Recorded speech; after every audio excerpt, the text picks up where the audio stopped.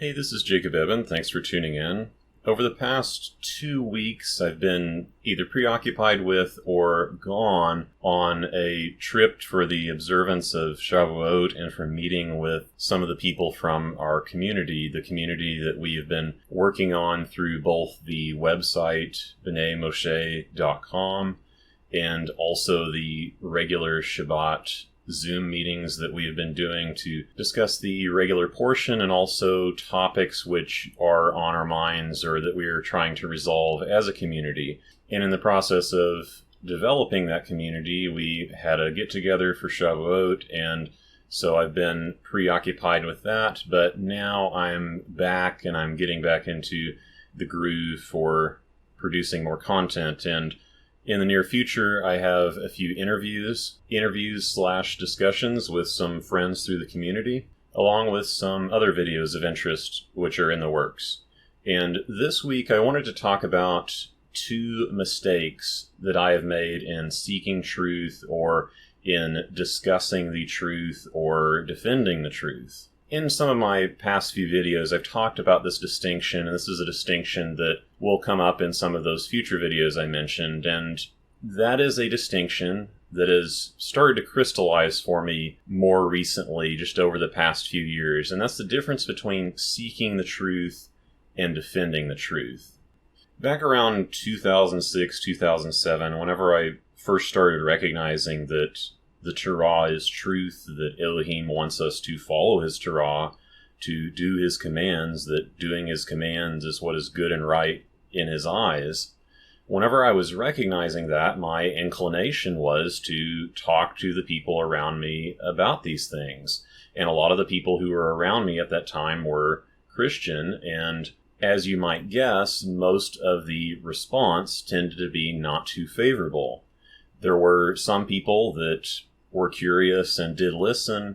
There were some people that just didn't really care, didn't really know what to think. And then there were people that were totally convinced that this was wrong and or evil. That one tended to come in 2 different flavors. There was either the you're just wrong and you're doing evil and that's the end of it, and you're following the dictates of your heart by seeking to do what God has commanded. Of course, that doesn't really matter whether that's logical or not, but those types of arguments tend to show up regardless. Either that flavor or the flavor of people that would try for varying degrees of time to persuade me scripturally. Sometimes that would come out through bringing up verses from Paul's writings, and sometimes that would come up through some of the passages in the gospel, some of them in context, some of them out of context, and then some of them would be passages out of context from the law itself. And being in those situations, I started to feel the need to defend the truth. I started to feel the need to basically fight back against what I understood as false doctrines, and what I would still understand as false doctrines, like the teachings of Paul from the New Testament, for example. I still recognize that as false, just as I was starting to at the time. Whenever that started happening, in retrospect, I noticed that there was a shift in how I started approaching things, how I started approaching these discussions, how I started approaching certain scriptural questions, such as in my congregation, we would wonder about certain doctrines, and I noticed in retrospect my inclination started to shift in how I approached that from my original approach of wanting to seek out what the truth was. And at the time, I would not have recognized that as such, and I still was seeking to learn at the time. But I think I may have gotten into the habit of trying to defend the truth, and sometimes defending the truth included things I had just learned or things that maybe I didn't know enough about. Fast forward a number of years after I had talked to the people that wanted to talk about it, and after my congregation was no longer a congregation, defending the truth became less relevant to me, just on a practical level, because I was no longer in those contexts. I wasn't very often in those types of discussions. I was mostly unconnected with people that paid attention to Scripture and analyzed and discussed it in any significant way. most of my peer group at that time was pretty deep in Christianity, and they weren't really inclined to explore that in any depth. During that time, I started feeling like I was just pursuing this alone, and I think I unintentionally developed this new attitude that I want to know the truth regardless of what it looks like. That it didn't matter that much to me what my previous beliefs were. It didn't matter that much to me where I had been inclined until that point, that I wanted to know the truth, that I wanted to do the truth regardless of what it was. And while on the one hand I still believed in the idea of sharing the truth and defending the truth against falsehood, this subtle shift, I believe, makes a big difference in how we are approaching things.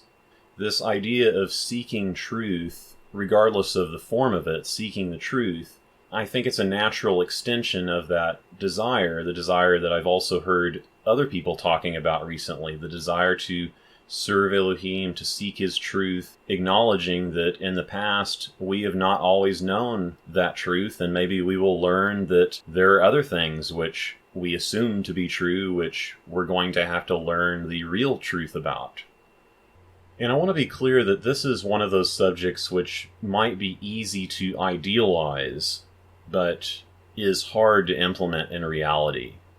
As I am discussing matters of the Torah text with people more actively within my online Shabbat meeting group, where we discuss the portion or other topics that we're studying as a group at the time, it's interesting to see how people will bring up ideas that I have not considered before, how people have different takes or angles to some verse or to some issue that other people in the group have not considered before either.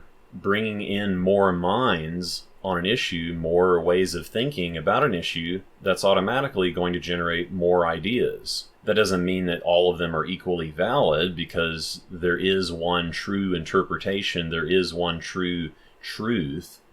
It's just that we probably haven't arrived at that 100% certainty on every single issue, or 100% truth, I should say, on every single issue, even if we are certain about it.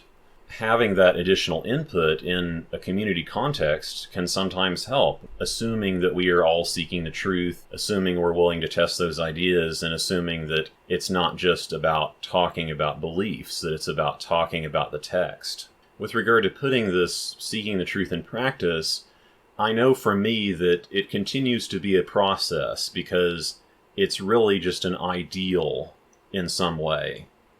Since I have done otherwise in the past, I'm sure there are still these old behaviors that linger in the back of my mind and sometimes come out as sort of an automatic response. And it's clear that this is something that I am still working on for myself, partially because I recognized an error of that sort recently. This leads into the two mistakes that I wanted to talk about. The one being mind reading, and the other being how we define evidence. With mind reading, this gets into something I highlighted earlier about how people had responded to me seeking to understand the Torah and seeking to follow it and seeking to bring that awareness to others. And what I define as mind reading is when people think that they are reading someone's mind. Whenever people assume that they know what is really going on despite what has plainly been said. I'm sure that all of you have witnessed this in some form whenever people have responded to your pursuit of truth, that there may be these accusations of you're just doing it because of some ulterior motive, etc. And then that may even extend into the past that, oh, well, I really knew what was going on before whenever you were so serious about your faith that you weren't really serious about it, and just all kinds of stuff like that. And of course, there's no reason to take any of that personally, even though it is sometimes painful to hear, because they are likely just trying to defend their own beliefs by doing that. But even apart from that context, in other contexts, this is something which I know that I have done at times, and the other day I caught myself, or realized it after the fact really, I witnessed that I had done that very thing with regard to discussing a Torah command with someone. I recognized that whenever I perceive something like someone slackening a command, maybe resisting observing a command, or denying or trying to nullify a command, or just making up excuses for an interpretation of the command, whenever I get the idea that that is going on, I start to presume intent behind it. And instead of just responding to the situation that I'm in, I might start responding to that intent that I had assumed. Because in reality, the situation may just be that the person who is talking about this command, they genuinely have that understanding. They genuinely want to understand the commandment correctly, and they have just had that particular inclination toward that issue, toward interpreting it that way. And there may be no intent to resist the real meaning of the command or something like that, because it may just be a difference in opinion, and that may be totally innocent. And I can recognize some occasions in the past when maybe this pattern started to develop, and maybe that was a legitimate assessment of certain situations. But I recognize that it is totally not useful, because if I start thinking that way, if I start thinking it's an issue of the person is just resisting, that kind of gets into the defending the truth type of attitude, and it's no longer a discussion that time. It's no longer an issue of the text or discussing the meaning and seeking the truth together on that. Maybe it could be the case that in some of these situations the person just doesn't want to observe it, but it also could be the case that maybe I am blinding myself to another way of looking at it just because of that presumption. There are certain commands that I've talked about on YouTube which I have what I would view as a rather strict view relative to the normal view. And there are also commands which I have what would be considered by others to be a rather loose view of it, or a rather non-restrictive view of it, or there are some things which I don't even consider to be a part of the Torah that other people consider a necessary part of their view of morality. There are things which people will say are black and white, that it's right and wrong, that aren't even talked about in the Torah, in my view, and I'm sure that there are people that have thought the same thing about me, that I'm just trying to find a way around some issue, and a lot of times these issues I don't even care about. Things like drunkenness, which drunkenness is a problem in some contexts, but in general, it's not really talked about, and it's not something which is explicitly forbidden. But I don't even drink alcohol, and so that's not even relevant to me, but I'm just pointing it out. I'm sure that some people might think that in those types of examples that maybe I am just trying to find a way to subvert that idea, just trying to find a way to get around some issue of command which I wouldn't see as command. My view on this with regard to the Torah text is that if the real meaning is clear, then it should be able to be established through the text. Once emotions come into play, we lose part of our brain, we lose part of our ability to think, and we lose our ability to learn. And if a person seems to be resisting still, then one could still ask questions as to what would indicate a different view, what would indicate a different interpretation or observance, and that one could still ask questions and still presume that we are going to be seeking truth in this process. Now, I'm not so naive to think that that's always going to work, and maybe we'll just arrive at, I just think it's a certain way, and maybe that's a dead end to the discussion, but it could just be an issue of needing some more time to process that, and needing some more time to gain that understanding, or to gain the prerequisite understandings in order to be able to even see it. So this issue of mind reading, like whenever I presumed on some level to know the intent, and then I responded to the intent that I made up in my head for the other person, I think that that is totally unuseful, that it takes away from our ability to think and our ability to learn and approach it in a useful way. And so that was the mistake that I recognized recently in the thing which I am seeking to work on. And there's another mistake which I referred to that I know has gone on in the past, and that is the definition of evidence. I think that if we are in the process of seeking truth and not presuming too much, that it can be easier to assess whether something is real evidence or not very good evidence. evidence kind of takes on a different character in the defending the truth mode. The belief itself can seem like evidence. And so if something seems to maybe kind of validate it, then that can be used as if it were evidence, assuming we are in that type of mindset.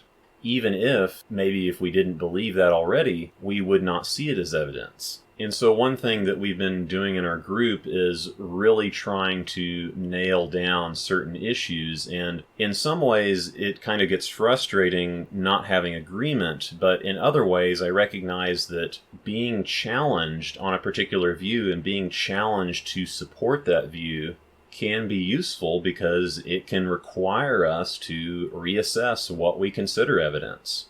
It can lead to us thinking through things on a different level than we would have otherwise.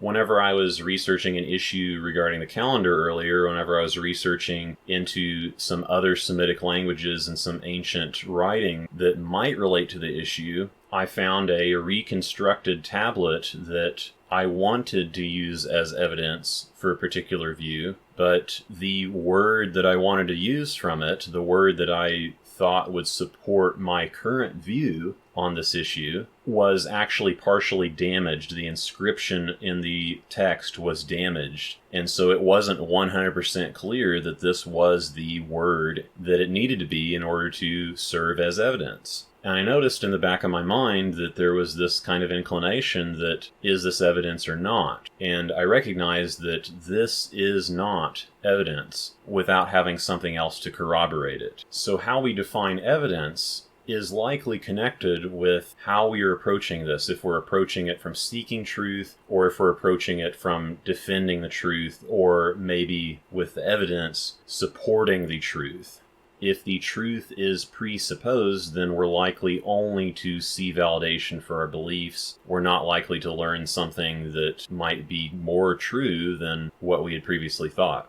So these are two challenges that I perceive with seeking truth. And seeking truth, in a way, is kind of just an idealized way of putting it. It's an idealized distinction.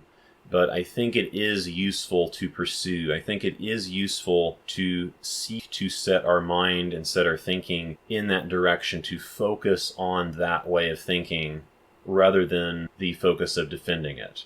The truth can still be established through the pursuit of it, through the seeking of truth.